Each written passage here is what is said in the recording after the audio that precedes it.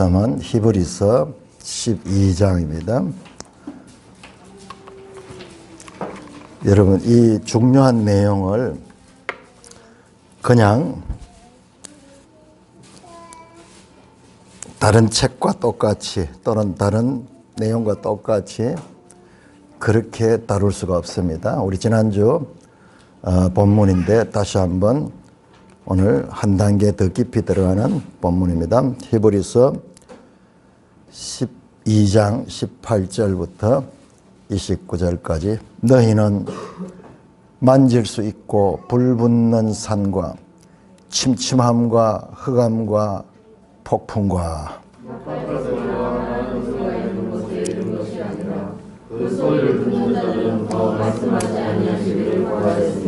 이는 짐승이라도 그 산에 들어가면 돌로 침을 당하리라 하신 명령을 그들이 견디지 못함이라.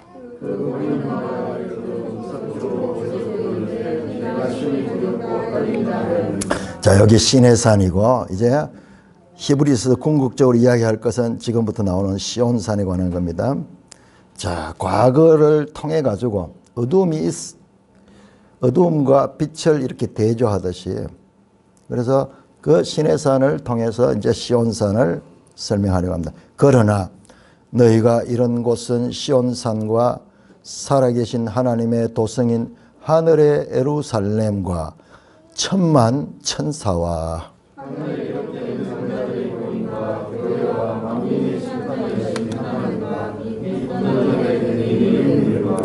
새 언약의 중보자이신 예수와 및 아벨의 피보다 더 나은 것을 말하는 뿌린 피니라.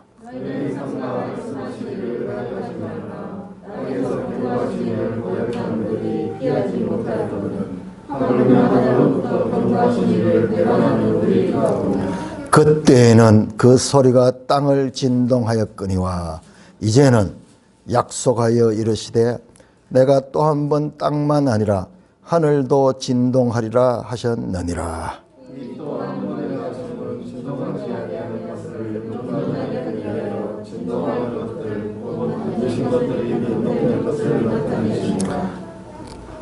(28절) (29절) 한 소리로 시작.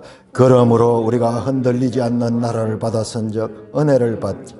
이로 말미암아 경건함과 두려움으로 하나님을 기쁘시게 섬길지니 우리 하나님은 소멸하는 분이심이라.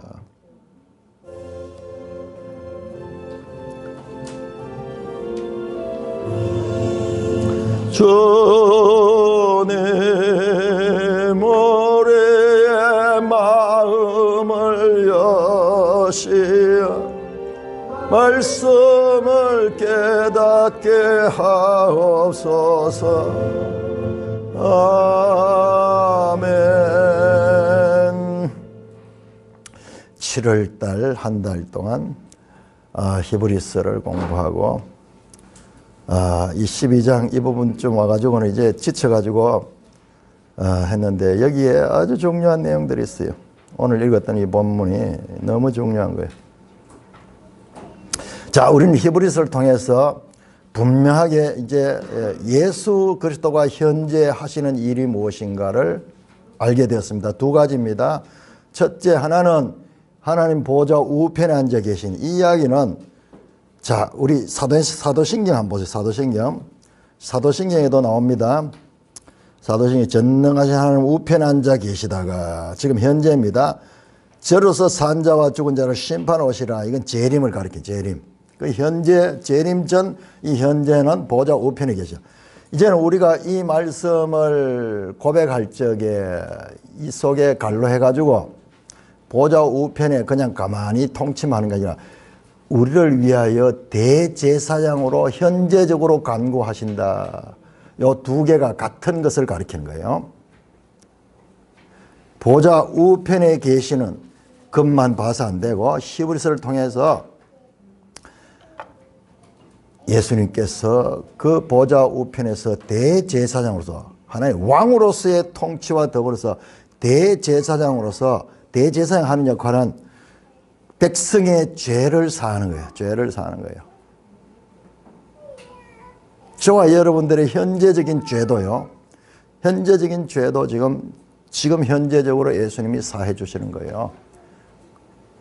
자, 이걸 분명히 우리 보좌 우편에 앉았다는 것은 강조가 되는데 지금 히브리서가 나타내는 이 말씀에 대해서는 우리가 흐릿해요. 자, 정확하게 로마서 8장 34절 한번 찾아보세요. 자, 사도 바울은 이 두 가지를 같은 이야기라고 말씀합니다. 그러니까 우리가 과거 예수님 십자가에 달려 죽으시고 부활하시고 성천하시고 그 예수님만 믿는 것이 아니라 현재적 예수님, 살아계신 하나님, 그 현재적 예수님이 누군가, 지금 어떻게 계시며 어떤 사역을 하시는가. 로마서 8장 34절 같이 읽습니다. 시작. 누가 정죄하리요 죽으실 뿐 아니라 다시 살아나신 이는 예수 그리스도시니 그는 하나님 우편에 계신 자요 우리를 위하여 간구하시는 자니라. 나오죠? 하나님의 우편에 앉아있을 뿐만 아니라 우리를 위하여 간구한다. 현재 우리를 위하여. 그럼 우리 기도가 예수 이름으로 하는 게 바로 그런 의미를 가진 거예요. 이 시간은 은혜의 시간이에요. 이 시간은 주님의 재림의 때가 오면 더 이상 이 기회가 없어요. 그러니까 지금 자비의 시간이에요. 우리 앞선 시대에 주님이 재림했다면 우리는 이 주님의 택함도 못 받았을 것이고 이 주님이 우리를 위하여 간구하는 이 은혜에도 참여할 수 없을 거예요. 그건 은혜의 시간이에요. 이게 언제까지 될지는 우리에게 알려지지 않았어요. 그러나 현재적으로 보좌 우편에 계실 뿐만 아니라 우리를 위하여 간구하신다. 뭐로? 저 구약의 대제사장이 그 대속죄일에 우리 이제 히브리서 다음 주에 이제 그 대속죄일 나옵니다. 대속죄일이라는 그 절기가 나오는데 다 이거하고 연결됩니다. 그는 히브리서 나오고 지금 우리 레위기 공부하잖아요. 이 두 개가 정교하게 연결이 되어 있어요. 신약의 레위기가 히브리서예요.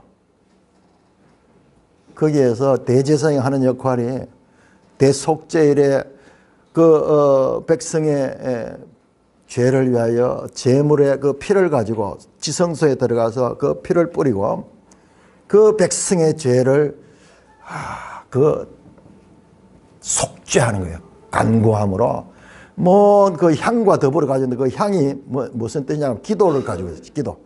성도들에 대한 모든 그 죄를 가지고 들어가가지고 그 향과 더불어서 주님 앞에 내놓고 그 속죄함을 받는 그 그림이 레위기 16장의 대제사장인데 지금 현재적으로 예수님이 그 일을 하시는 거예요.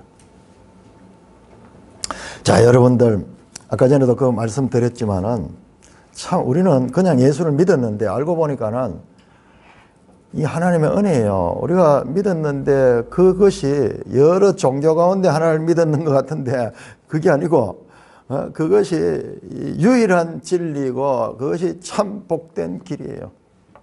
잠깐 말씀드려도 역사를 통해서도 그렇죠. 이 복음이 들어간 나라가 다 잘 살게 됐습니다. 반대로 이 복음이 빠져나간 나라는 다 망했어요. 지금 보세요. 저 러시아 같은 거, 저 소련, 그 다음에 저기 지금 중공, 전부 전쟁하려고 북한, 전부 어떤 나라예요? 무신론, 공산주의 사상이 있으면 늘 하는 짓이랑은 저런 것밖에 없어요. 그런데 인간이 누구냐? 인간이 죄인이다. 이 이야기는 성경이 가르치는 이야기예요. 뭐 왜 그 죄인이야?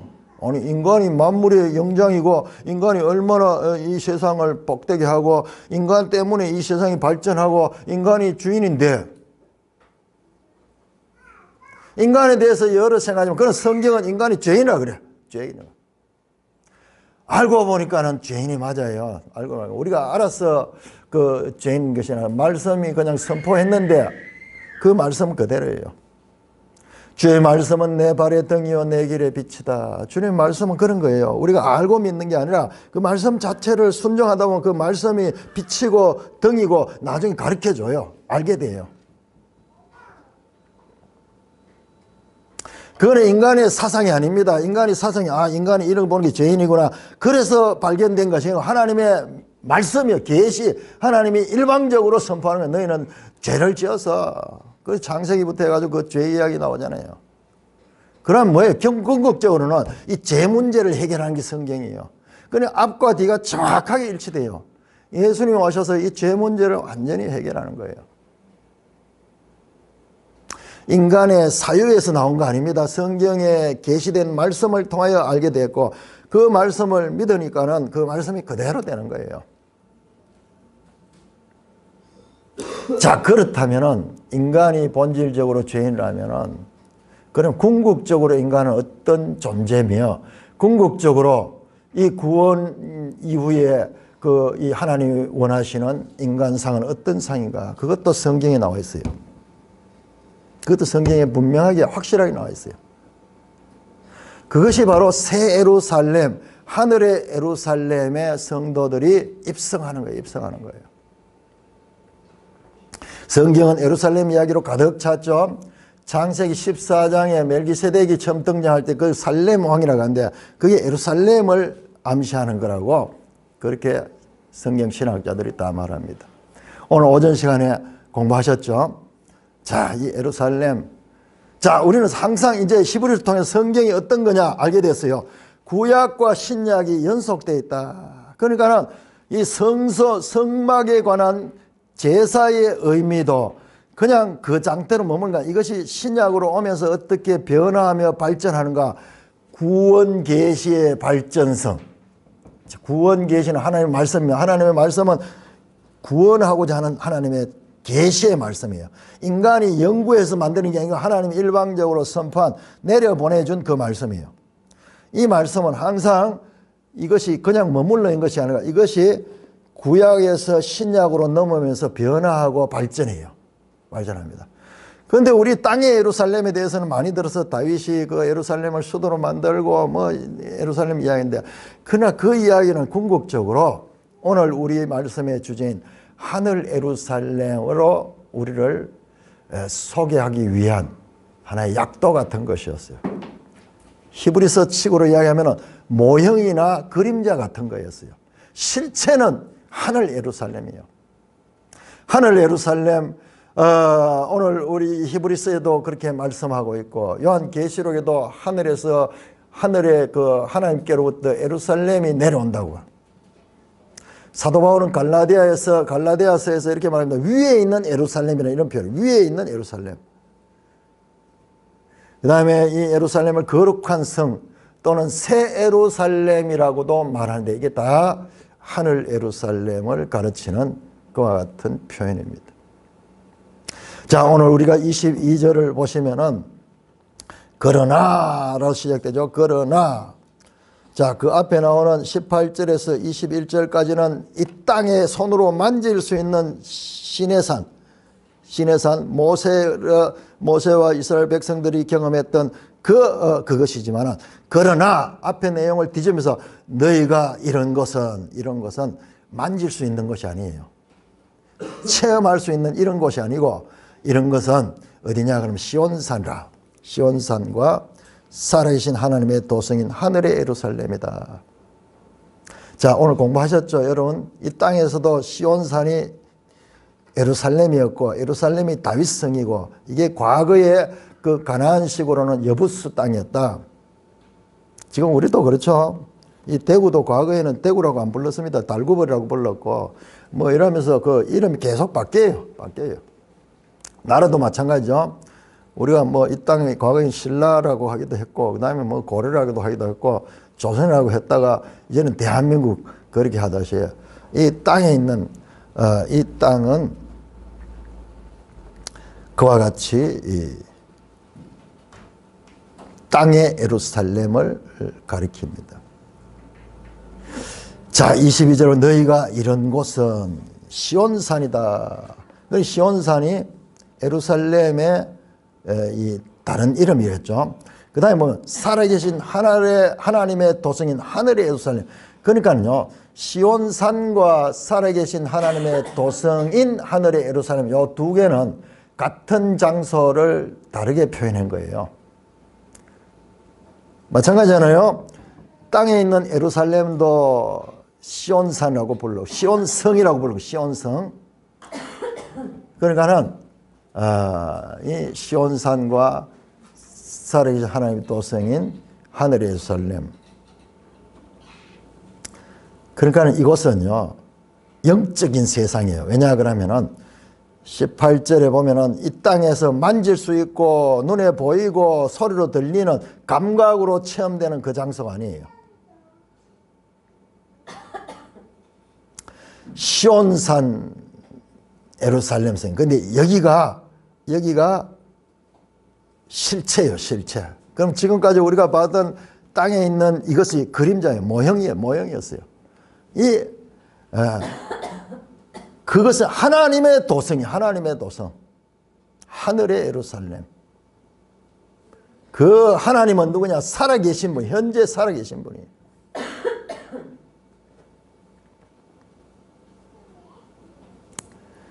여러분들이 오늘 그 보시면서 그 구약의 선지자들이요, 이사야 같은 선지자, 스가랴 같은 선지자가 장차 올 예루살렘에 대한 계시를 하나님께로 받았어요. 이 땅의 예루살렘은 다 멸망했는데 사람이 다시는 저주가 있죠. 예루살렘이 평안히 서리라. 그와 같은 스가랴 14장 9절에서 11절, 그 다음에 이사야 65장 17에서 19절, 보라 내가 새하늘 새 땅을 창조하느니 이전 것은 기억되거나 마음에 생각나지 않아. 내가 창조하는 것은 말미암아 영원히 기뻐하며 즐거워할지니라. 보라 내가 예루살렘을 즐거운 성으로 창조하며 그 백성을 기쁨으로 삼고 내가 예루살렘을 즐거워하며 나의 백성을 기뻐하리니 우는 소리와 부르짖는 소리가 그 가운데 다시 들리지 않을 거다. 이 기쁨의 성, 그 예루살렘 성에 대해서 흐릿하지만은 이 땅에 있는 예루살렘이 아니라 궁극적으로 오게 될 예루살렘에 대해서 선지자들이 하나님의 계시를 받아가 예언하는 말씀들이 나옵니다. 자, 23절 히브리서 12장 23절을 보시면은 그 시온산 하늘의 예루살렘에는 누가 있느냐 그러면은 천만 천사가 있어. 천만 천사. 헤아릴 수 없이 많은 천사들이에요.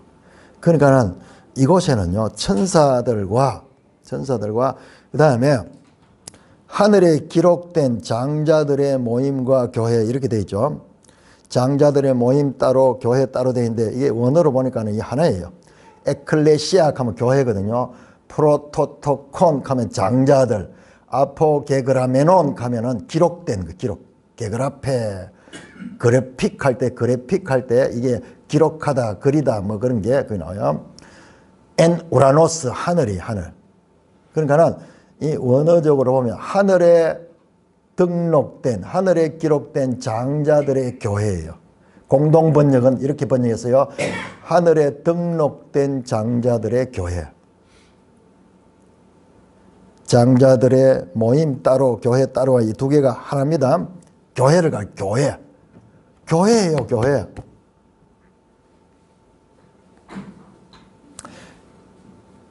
그 다음에 만민의 심판자이신 하나님과 온전하게 된 의인의 영들과 새 언약의 중보자 예수님도 계시고, 자 여기 보세요. 네 종류의 존재가 있습니다. 자, 예루살렘은 장소를 가리키죠. 장소. 근데 장소가 나오고 시온산과 그 하늘의 그 예루살렘이라는 장소가 나오는데 그 다음에 나오는 거는 천만 천사들, 그 다음에 교회가 나와요. 교회. 사람들이죠. 사람들. 의인들의 영 나오는데 이것도 사람이에요. 그 다음에 성부 하나님, 심판자 하나님, 성부죠.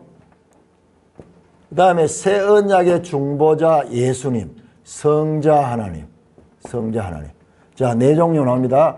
자, 하나님, 성부 하나님, 성자 하나님, 그 다음에 천사, 그 다음에 사람들, 이 교회.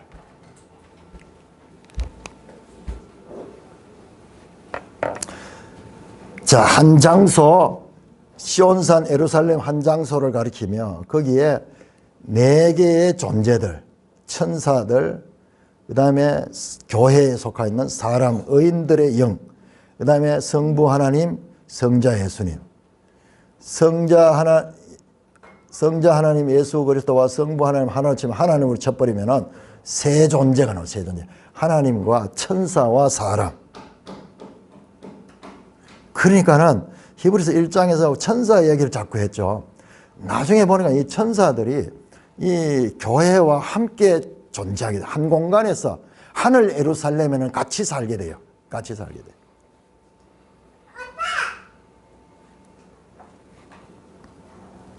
(27절) 보시면은 진동하지 아니할 것들을 영존하기 위하여 진동될 것 만드실 것을 변동되는, 이게 뭐냐 그러면 이 세상이 변하는 거예요. 이 세상이 다 새롭게 되는 거예요. 새롭게. 28절 그러면 우리가 흔들리지 않는 나라를 받았다. 우리가 흔들리지 않는 나라를 받았다. 우리가 받은 나라가 이미 받았는 거로 되어 있잖아요. 이 시온성도 이미 들어간 거. 너희가 이런 곳이다. 시작된 종말론입니다. 시작된 종말론.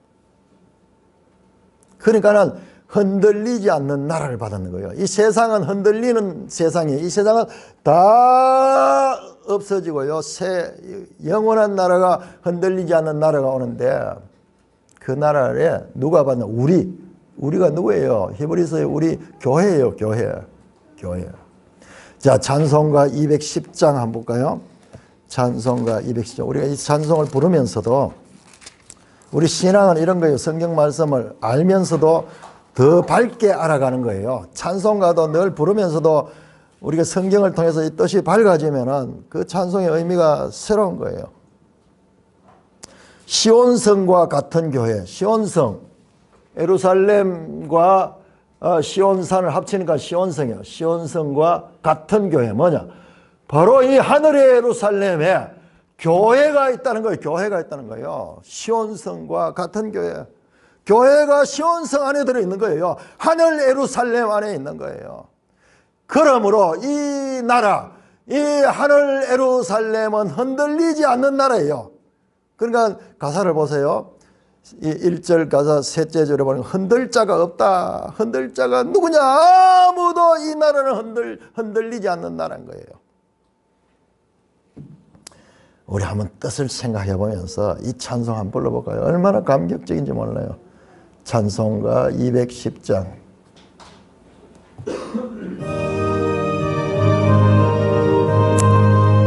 하늘 예루살렘 시온성에 교회가 같이 있는 거예요. 같이 있는 거예요.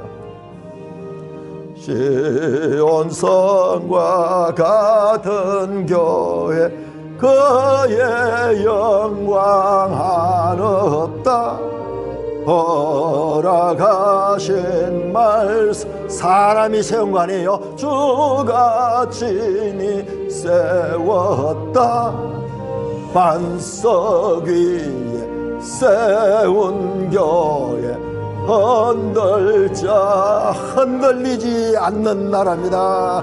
모든 원수 애워싸도 아무 근심 없도다. 원수들이 흔들지 못한다.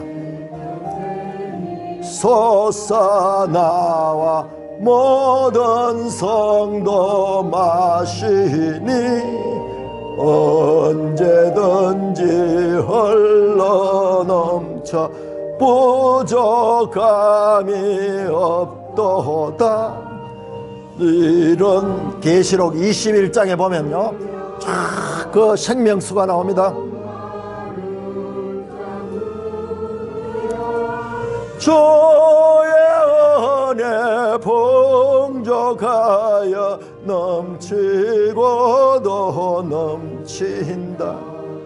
주의 은혜 내가 받아 시온 백성 누구예요? 바로 시온 백성, 하늘 예루살렘 백성이에요. 세상은 알지 못하고 그들을 핍박하고 박해할지 모르지만 우리는 바로 이 흔들리지 않는 나라가 있기 때문에 찬송하는 거예요. 세상 이 모든 처단을, 이 땅은 다 없어질 것입니다. 주의 자녀 받을 복은 영원 무궁하도다.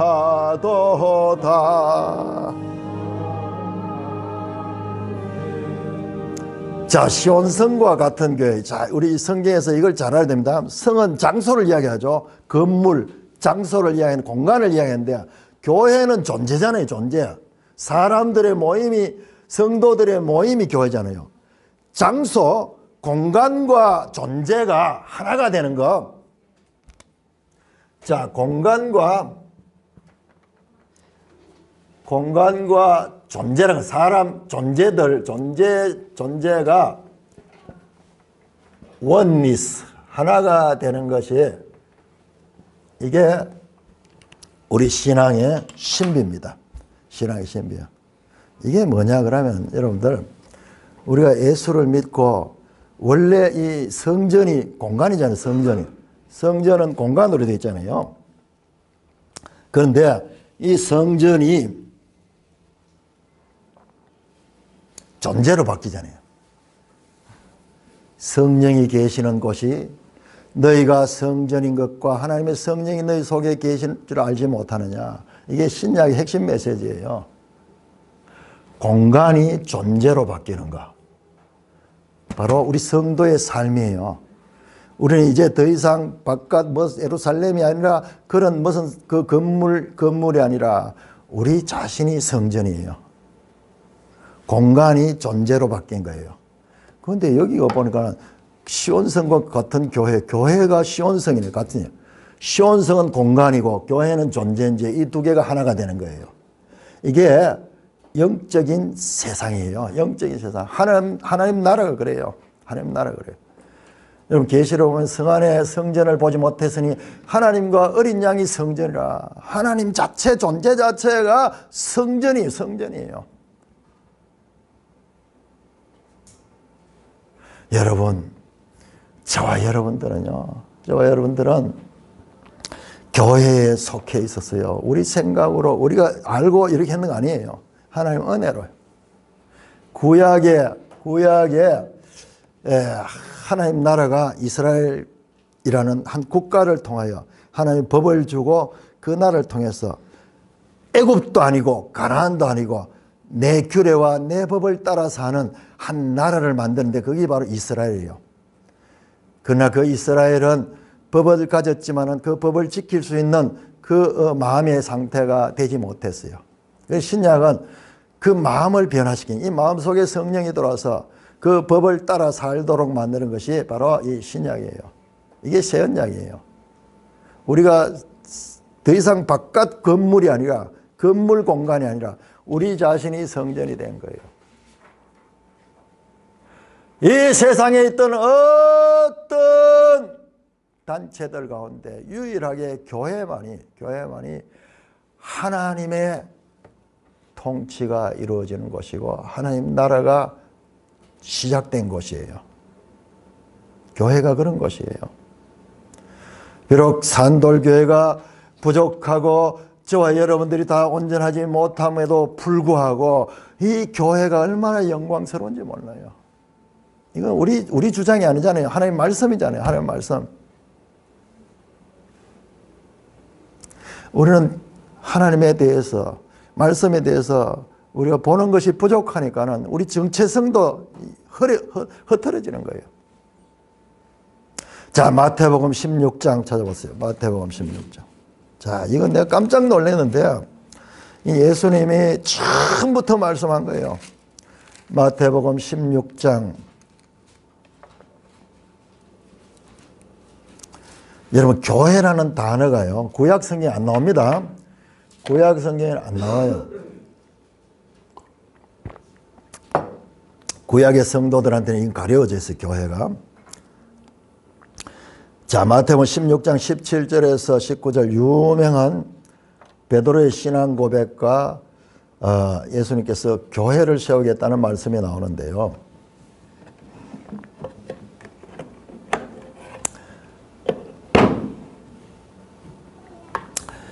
17절 예수께서 대답해 바요나 시몬아 네가 복이 있도다. 자, 복이 있도다. 이 말이 아주 중요합니다. 복 있는 자가 누구냐? 예수님 말하는 복은 세상 사람들처럼 그런 복이 아니에요. 이 복은 바로 이거예요. 시온성과 같은 궁극적으로 영원한 하나님 나라의 백성이 되는 이게 복이 있는 거예요. 이를 네게 알게 하니는 혈육이 아니요 하늘에 계시나. 베드로가 고백했지만은 주는 그리스도요 살아계신 하나님의 아들입니다 하는 이 고백을 했지만은 이 고백은 베드로가 입을 통해서 했지만 그러나 그것은 아버지께서 하늘에 계신 내 아버지가 이를 알게 하고 너를 통하여 전했다는 말이죠. 자 18절 한번 보자. 18절 마태복음 16절.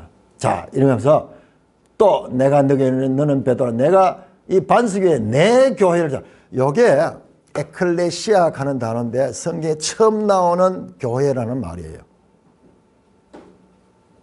여러분 복음서에는 교회라는 말은 없습니다.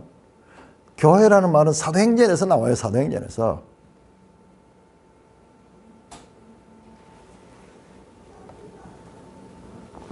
자, 내 교회를 세웠는데 내 교회가 어떠냐? 음부의 권세가 이기지 못하는 교회라. 저거 한번 띄워주시겠어요? 옆에 주제인데요. 원어로 되어 있는 거. 자, 음부의 권세가 이기지 못한다. 음부의 권세가 뭐냐? 그러면은 이거는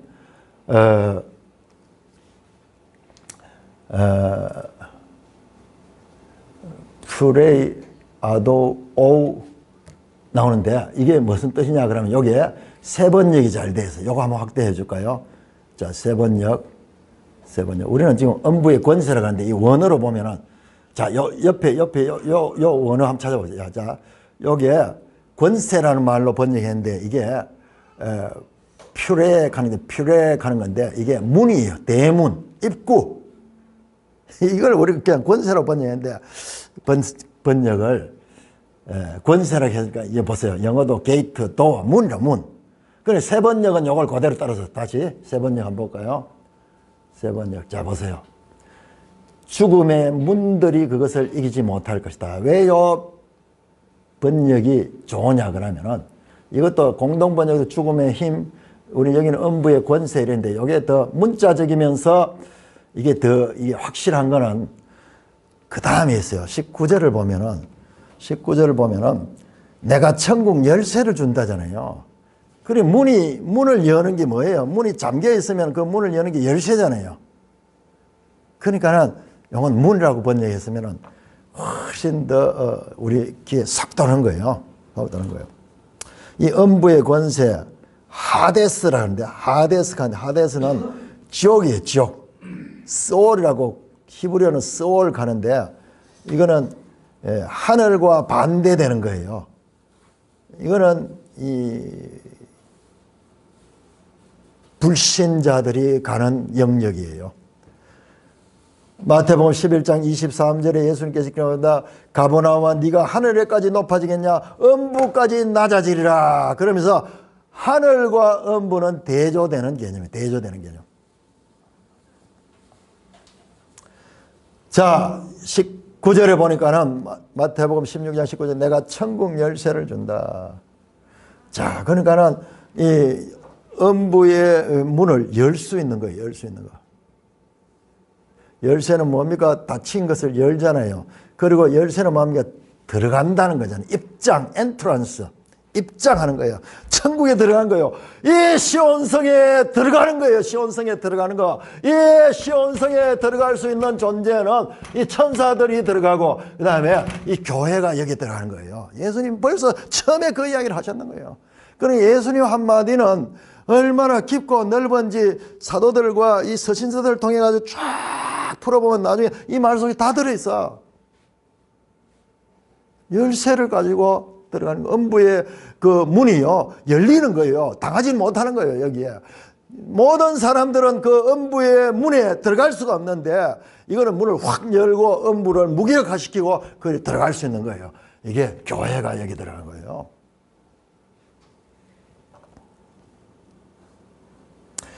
땅에서 무엇이든지 매면 하늘에서 매일 것이요. 땅에서 무엇이든 풀면 하죠. 좀 선문답 같은 이야기죠. 여러분 이게 뭐냐. 이게 교회가 땅에 있잖아요. 교회는 비록 땅에 있지만 하늘과 연결되어 있는 거. 하늘과 연결돼요. 그래서 시온성과 같은 교회인 거예요. 우리는 육적인 눈으로 교회를 봐서는 안 돼요. 이 교회가 얼마나 영광스러운 것인지. 그래서 이 교회가 열면은요, 시온성에 들어가고요, 예루살렘에 들어가고, 이 교회가 닫으면 닫힙니다. 자, 18장 18절 마태복음 또 교회에 대해서 2번 나오는데요. 또 이 말씀하셔요. 18장 18절 진실로 너희에게 이르노니 무엇이든지 너희가 땅에서 매면 하늘에서 매일 것이요 무엇이든지 땅에서 풀면 하늘에서 풀리라. 너희가 이 교회를 가기 바로 앞에 보면 교회 나옵니다. 자, 내가 또 이걸 가지고 설명해 버리면은 여러분들 또 여기 묶여버려요. 시간이 없어요. 오늘 예루살렘도 미리 예습을 했듯이 이 교회에 대한 것도 다음 단계로 넘어가기 위해서는 넘어갑니다. 자, 열쇠를 가지고 교회는 들어갈 수, 입장할 수 있는 거예요. 그리고 교회가 추방도 시켜서 들어갈 수 있는 자도 있고 들어갈 수 없는 자도 만들 수 있는 것입니다. 엔트런스도 할 수 있고 엑자일, 추방하는 교회가 그와 같은 권세를 가졌어요. 여기에 들어가고 하늘 예루살렘에 들어가고 안 들어가는 교회가 땅에서 매면 하늘도 그대로 수용하는 거예요. 하늘의 예루살렘과 교회의 관계는 이 천국 열쇠를 가졌어요. 천국 열쇠를 가졌어요. 예수님이 교회에 대해서 참나 교회라는 단어가 복음서에 여기 빼 안 나와요. 16장과 18장에 딱 2번 나오는데 거기에 2번 다 예수님께서는 바로 교회가 땅에서 매면 하늘도 매이고 땅에서 풀면 하늘도 풀린다. 닫힌 문을 음부의 권세가 이 세상을 지배하면서 아무도 열 수 없는 것을 확 열고 들어갈 수 있는 그 권세가 교회가 가지고 있다고 처음 교회에 대해서 말씀하시면서 이미 예수님께서는 이와 같은 본질적인 말씀을 선포하시고 있습니다. 그런데 이 말씀을 그냥 이것만 봤을 때는 뭐 좀 좋은 말씀이고 여기에서 온갖 이단 다 나옵니다. 중요한 말씀 항상 그래요. 자, 그럼에도 불구하고 히브리서를 통해 보니까 이게 명확해져요. 이게 성경이에요. 우리 성경을 이렇게 알아가는 거예요. 자, 우리가 땅의 예루살렘을 성경은 다윗 때부터 시작해서 예루살렘을 강조하고 이랬죠. 그런 성경은 예수님이 오셔가지고 계속 예루살렘 멸망에 대해서 말씀해요. 복음서마다 마태, 마가, 누가 다 보면서 나중에 예루살렘을 보면서 예루살렘이 멸망하게 될 것이다. 마태복음 23장 29절에서 38절 가운데서 보라 너희 집이 황폐하여 버리마. 땅에 있는 예루살렘의 멸망을 말씀하는 거예요. 여러분 지도책 한번 볼까요? 374쪽 열어보세요. 제가 늘 극찬을 하죠. 우리 지도책요. 그런데 좀 부족한 것들이 있어요. 자, 373쪽에 티투스 원정 그 위에다 여러분 예루살렘 멸망이라고 더 큰 글씨로 써넣으세요. 자, 거기에 보면은 거기에 그 말풍선 로마군이 AD 70년 8월 28일에 성전에 불을 지르고 9월 말에 성전을 완전히 점령했다. 예루살렘이 멸망할 때예요. 여러분 온 성에 불을 다 질러버리고 그렇게 하는 장면이죠. 여러분 이 예루살렘 성, 이 장소는 영광스러운 장소지만 이게 바벨론에 의해서도 한번 멸망됐잖아요. 다 불타고 성전 기명들도 다 빼앗겼잖아요. 로마 시대 또 이렇게 돼. AD 70년에 똑같이 이렇게 됩니다. 그래 궁극적으로 이 예루살렘은 소임을 다 했어요. 이 예루살렘은 하늘 예루살렘으로 우리의 시선을 돌리게 하고는 자신의 역할이 망하는 거예요. 그 예수님 와서 왜 자꾸 예루살렘의 멸망을 이야기하느냐. 바로 그와 같은 의미가 있는 거예요. 시간이 없어서 다니엘서는 찾지 않겠습니다. 다니엘서 9장에 보면은요.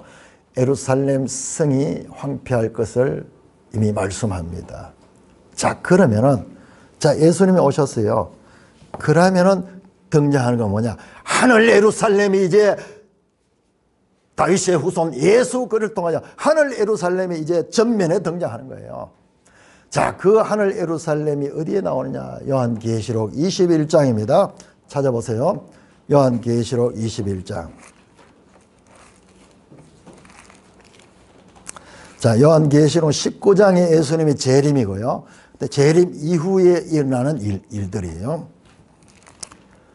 요한계시록 21장 새하늘 새 땅이 나오죠. 그 새하늘 새 땅에 보니까는 10절부터 볼까요? 10절. 여러분 이게 뻔한 이야기인데 알고 보면 너무 뻔한 이야기예요.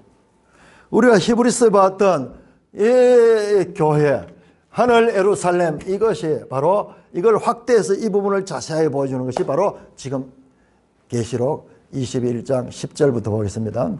성령으로 나를 데리고 높은 산으로 올라가. 자, 요한을 데리고 성령이 요한을 데리고 장래 장차될 일을 보여주는 거예요. 산에서 보니까는 하나님께로부터 하늘에서 내려오는 거룩한 성 예루살렘이 보인다. 딱 보니까 알겠네. 이게 예루살렘 성이다. 거룩한 성 예루살렘이다. 여기는 말로 뭐 이렇게 하는 데가 아니에요. 이 나라에 들어가면, 우리 하나님 나라에 들어가면요, 언어를 통해 설명하고 이럴 필요가 없어요. 다 알게 되는 거예요. 그냥 알게 되는 거예요. 그냥 알게 되는 거예요. 어디서 온다고? 하나님께로부터 하늘에서 내려온 거룩한 성. 여러분, 이게 영어로 city예요, city. 이 헬라어로 폴리스예요, 폴리스. 도시예요, 도시. 예루살렘 성, 도시가 보이는 거예요. 자, 이 예루살렘은 다윗이 정했던 그 예루살렘 아니에요. 하늘에서 출처가 땅이 아니라 하늘입니다. 이게 원형이에요. 다윗의 이 땅은 모형과 그림자였어요. 마치 모세 시대의 성막과 제사법과 제사장법 이런 것들이 예수 그리스도의 그림자였듯이 이 땅의 예루살렘도 하늘 예루살렘의 모형이요 그림자였어요. 그림자였어요. 여기서 이제 등장하는 거예요.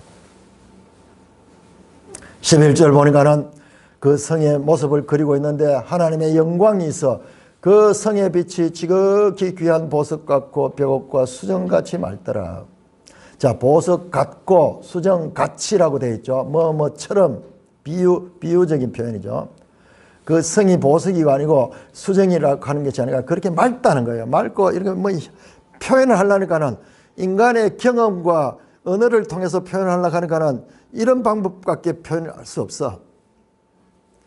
인간적으로 표현할 수 있는 최고의 귀한 그와 같은 표현이에요. 자, 12절 보세요. 크고 높은 성곽이 있고 12문이 있는데 그 문에 12천사가 있어. 자, 여기 보니까 여기에 이게 지금 새 예루살렘이네요. 새 예루살렘과 히브리서에 나오는 하늘의 예루살렘과 이게 같은 거라는 걸 알 수 있어요. 자, 여기 보면 천사가 여기 있죠. 여기도 보면 천사가 있네. 12무리의 천사들이 있네. 천사들. 12천사 있고 그 문들 위에 이름이 있었으니 이스라엘 자손의 12지파이라. 그 12문인데 그 문에 사람들의 이름이 있는데 12지파를 구약의 야곱의 후손 12이죠. 12. 로벨부터 시작해서 저 베냐민까지 12이죠. 12지파의 이름이 있습니다. 그런데 이들의 이름은 문이야. 문. 놀랍게도요. 건물에서 가장 중요한 기초예요. 기초. 문이라든지 모든 것들은 다 이 기초 같은데 그 기초가 누구냐? 기초가 보니까는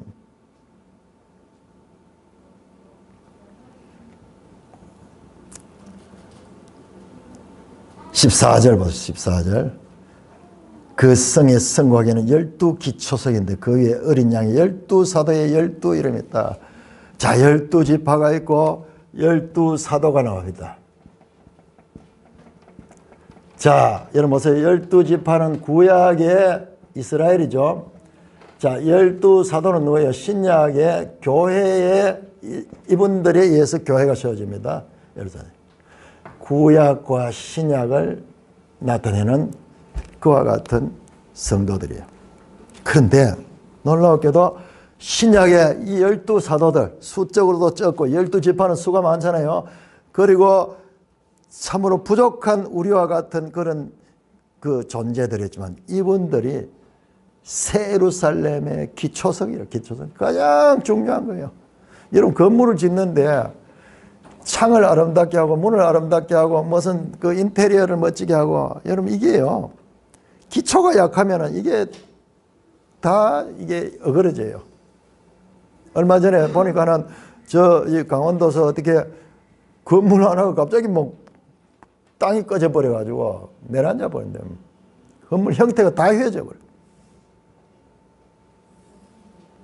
여러분 놀랍게도 지금 12지파 대단하잖아요. 저 역사에도 야곱의 아들들로 해가지고 그들로 해가지고 쫙 지파 이야기 가나안 땅에 들어갈 때도 지파가 나오고 그래서 그 이야기는 많지만 12사도 이야기는 짤막하게 나오잖아요. 그런데요. 이 12사도가 기차예요. 기차. 이 위에 이게 올라가요. 이게 올라가요. 이게 바로 히브리서가 가리키던 그 말씀이에요. 자, 여러분 히브리서 11장을 한번 찾아요. 11장. 히브리서 11장 39절에서 40절. 여러분 11장 히브리서 11장이 뭡니까? 믿음의 장이라 그러면서 거기에 나오면은 저 아벨로부터 시작해가지고 저 선지자들까지 다윗 무슨 그리고 선지자들까지 이스라엘의 믿음의 인물들 명단이 쫙 나왔잖아요. 아브라함도 나오고 모세도 나오고 쫙 나왔는데 자, 그 사람들은 구약의 성도들입니다. 39절부터 이 사람들은 누구냐 그러면 구약의 성도들이에요. 11장에 이름이 나왔던 그 구약의 성도들은 믿음으로 말미암아 증거를 받았으나 약속된 것을 받지 못했다. 이 사람들은 부족해요. 신비한 말이 나오면 40절에 이는 하나님이 우리는 누구냐 신약 성도 교회예요. 교회. 더 좋은 것을 예비하였은즉 우리가 아미는 그들로 온전함을 이루지 못하라. 신약 성도들을 통하여 이 구약 성도들도 온전하게 되는 거예요. 이게 없으면 이 자체로는 그냥 아무것도 의미가 없는 거예요. 우리 성경도 똑같아요. 신약 성경을 가지고 구약을 봐야지 이게 의미를 제대로 가져요.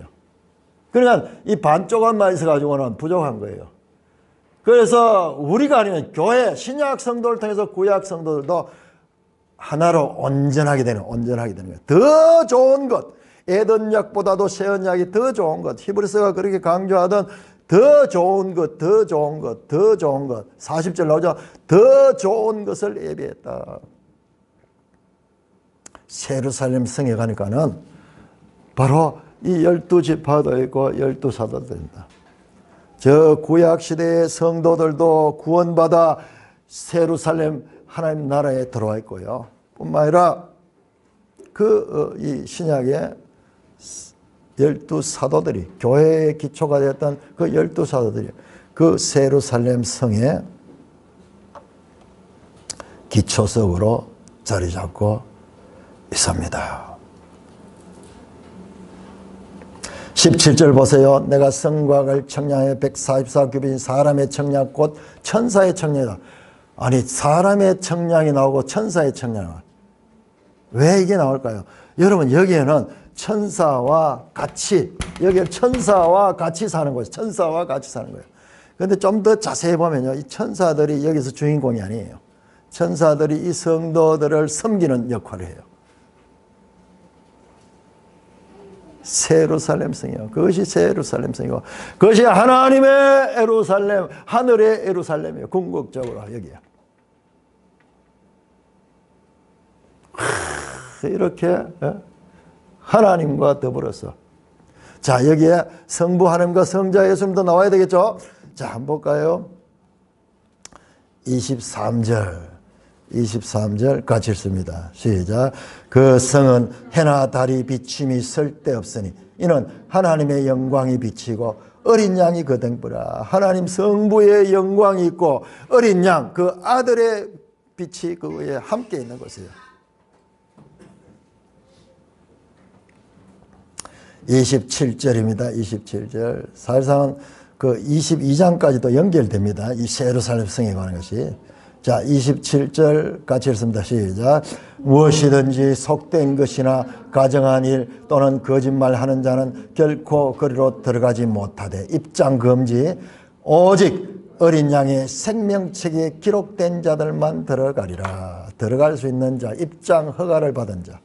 천국 열쇠를 주니 테니 네가 땅에서 매면 하늘에서 매이고 땅에서 풀면 하늘에서 풀리라 했던 거기에 들어갈 수 있는 자는 누구냐 그러면은 오직 어린 양의 생명책에 기록된 자들.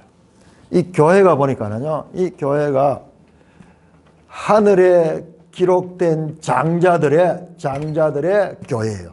하늘의 생명책에 그 이름들이 기록되어 있어요.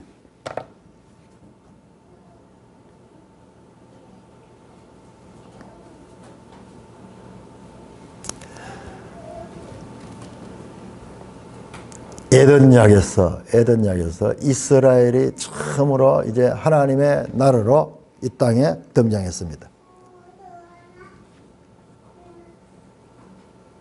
그러나 그 이스라엘은 멸망당하고 계속 남의 나라 지배를 받았습니다. 예수님이 올 때도 로마의 지배를 받았습니다.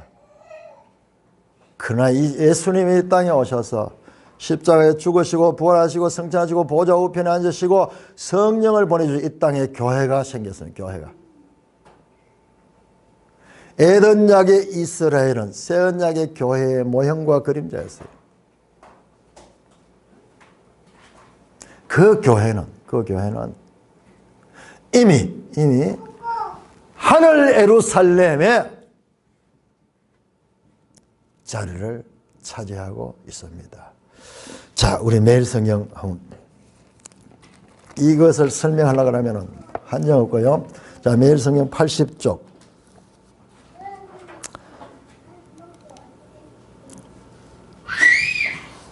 18절에서 24절에 관한 해설입니다. 자, 그걸 한번 참고해 봅니다. 시내산에서의 하나님의 임재가 장엄했지만 그것은 눈으로 볼 수 있고 손으로 만질 수 있고 귀로 들을 수 있는 것이었습니다. 자, 여기에 시내산이고 하지만 지금부터 시온산을 향합니다. 하지만 이제 성도들이 누리는 하나님 나라 갈로에서 시온산 또는 하나님의 도성 예루살렘은 물리적인 건물이나 장소가 아니라 존재, 공간에서 존재로 바뀌어요. 공간에서 존재로 바뀌는데 그 존재들이 뭘 하는가? 거기에는 보면 심판자 하나님과 중보자 예수님과 언약의 피가 있고 구속받은 성도들과 축제를 벌이는 천사들이 있다. 천만 천사와 이 천사들과 우리 이 번역에 이게 좀 빠졌는데요. 이 천사들의 이 모임이 그냥 이게 아니고 여기에 축제가 있어요. 여기 지금 그렇게 해놨잖아요. 성도들과 천사들이 함께 축제를 벌이는 천사들의 공동체예요. 이게 새 예루살렘, 하늘의 예루살렘입니다. 하늘의 예루살렘. 이제 성도들은 하나님의 보좌 앞에 담대히 나아가 교제하며, 자, 교회는 이제 여기에 열쇠를 가지고 들어갈 수 있는, 여기에 열쇠를 가지고 들어갈 수 있는, 하나님을 즐거워할 수 있게 됩니다. 서로 부족함만 바라보며 실망하지 않고 그 축복을 더 풍성히 누리는 공동체로 꾸려나갑니다. 여러분, 이게 우리 눈앞에 보이는 교회가 이렇게 부족한 것 같아도 이 교회가 이렇게 영광스러운 거예요.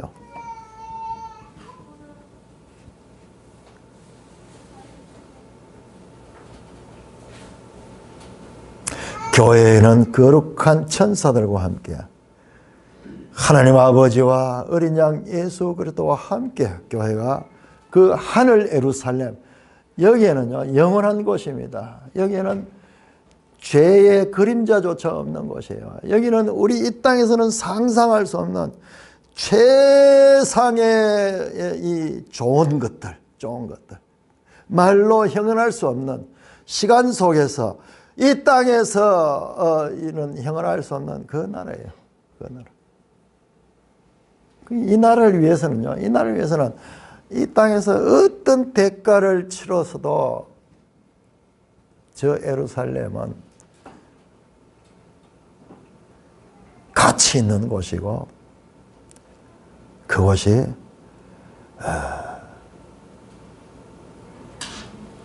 이 육체의 몸을 가지고 살아가는 인생들이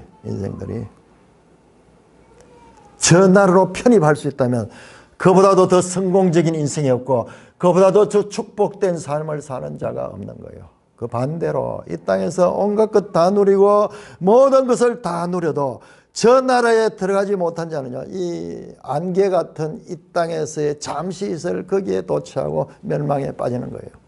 불행한 존재들이, 안타까운 존재들이.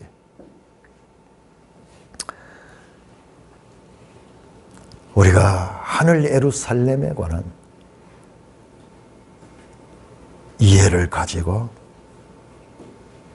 그냥 예수 믿고 예수만 믿어도 이 땅에서 복을 받아요. 자관 착하게 살고 이러니까 또 인정을 받고 나라도 복을 받고 그렇게 해서 복을 받습니다. 그러나 우리가 너무 여기에 이 땅에 지금 치우치고 있어요. 궁극적으로는요, 이 땅이 목적이 아니에요. 이 땅에서도 이와 같이 좋구만 하물며 하늘 예루살렘은 얼마나 더 좋은지 몰라요. 우리에게는 소망이 있는 것이에요. 여러분, 이 땅에서 이 기쁨은요, 잠깐이에요. 이 땅에서 기쁨은 잠깐이에요. 아무리 좋은 일이 있고 딴 사람이 봤을 때는 막 자녀들도 잘 돼가지고 막 이렇게 이름이 나고 물질도 막 들어오고 이래서 참 좋을 것 같지만 그 당사자들 보면은요, 그 당사자들은 건강이 안 좋거나 이러면 그게 아무 의미가 없어요.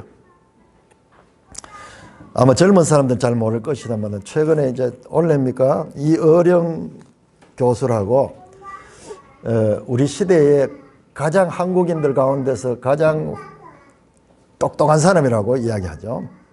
이어령 문화부 장관도 했는데 돌아가셨어요.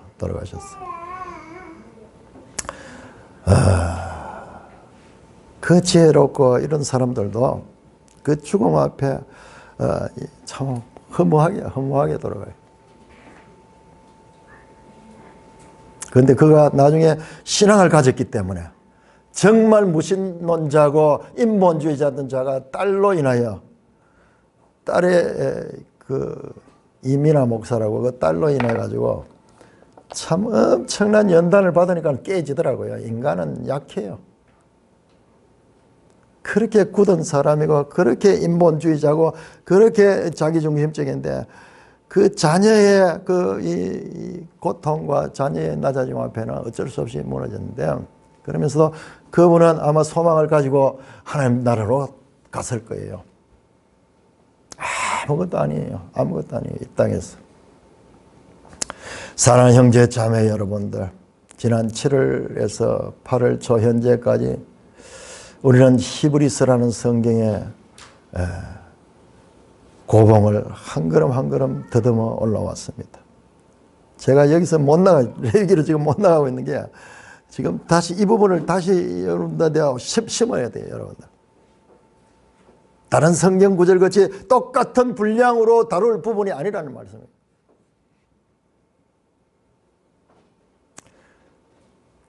코로나가 걸려가지고 힘든 가운데서도요, 뭐 열이 나고 뭐 정신이 혼미한 가운데도 히브리서 말씀이 막 이 안에서 역사하는 거예요.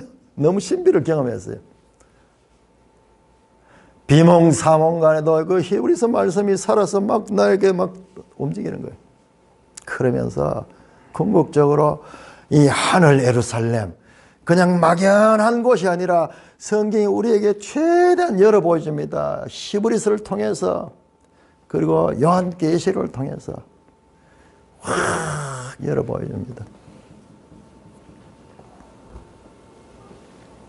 이 히브리서는 교회가 이미 하늘 예루살렘에 그 하나님과 천사들과 그 영계 속에 속해 있다는 것을 우리에게 말씀하고 있습니다.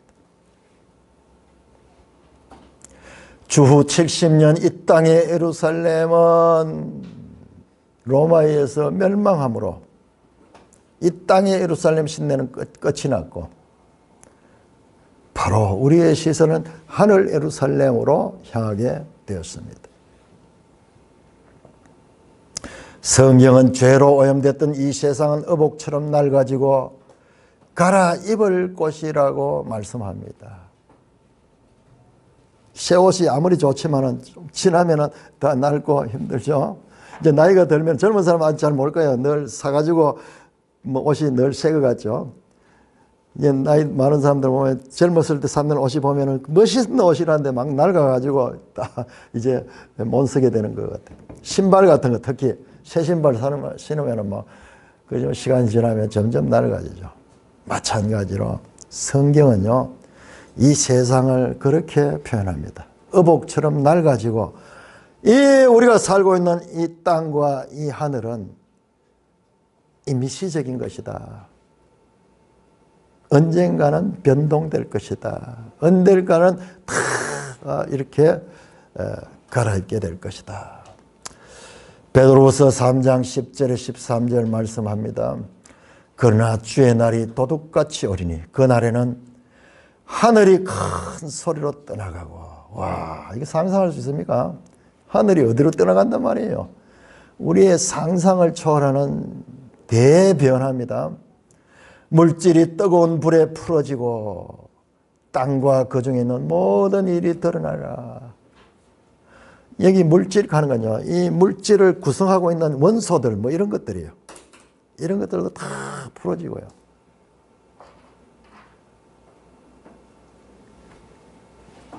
(12절은) 이렇게 합니다. 그날에 하늘이 불에 타서 풀어지고 물질이 뜨거운 불에 녹아지려니와 우리는 그의 약속대로 의가 있는 곳인 새하늘 새 땅을 바라보는도다.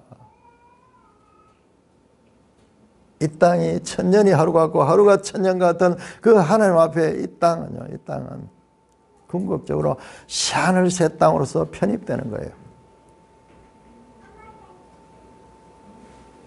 지상교회는 언제나 문제를 가진 죄인들의 부족한 모임입니다.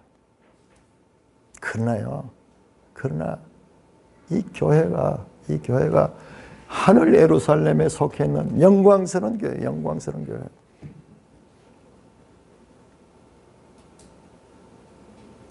지금 보좌 우편에 계신 그 예수님께서 뿐만 아니라 대제사장으로 현재도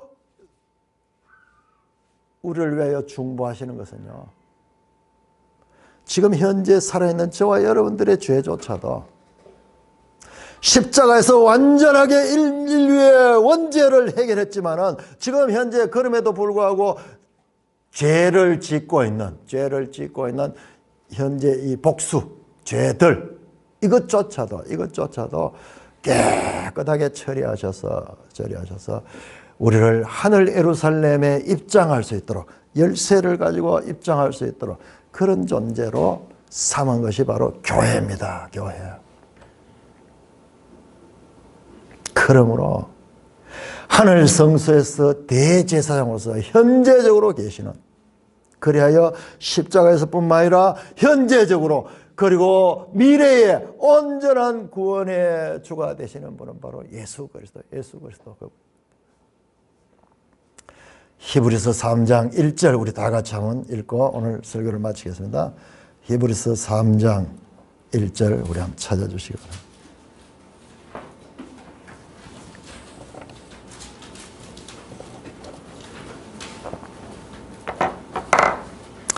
히브리서 3장 1절. 이 히브리서 저자가 왜 이렇게 강조했던가. 그 히브리서를 통하여 그 강조의 의미를 여러분들이 각자 깨달으면서 하늘 예루살렘에 영원에 편입된 여러분 자신들의 현주소를 생각하는, 상상할 수 없는 그런 자격과 조건과 지금 그 상황 속에 놓여 있습니다. 교회가. 같이 읽습니다. 히브리서 3장 1절 시작. 그러므로 함께 하늘의 부르심을 받은 거룩한 형제들아, 우리가 믿는 도리의 사도시며 대제사장이신 예수를 깊이 생각하라. 다시 한 번 더. 그러므로 함께 하늘의 부르심을 받은 거룩한 형제들아, 우리가 믿는 도리의 사도시며 대제사장인 예수를 깊이 생각하라. 오 하나님 아버지 은혜를 감사합니다. 우리가 무엇이 간데 하나님께서 이처럼 하늘 예루살렘의 구성원으로서 이미 삼아주시고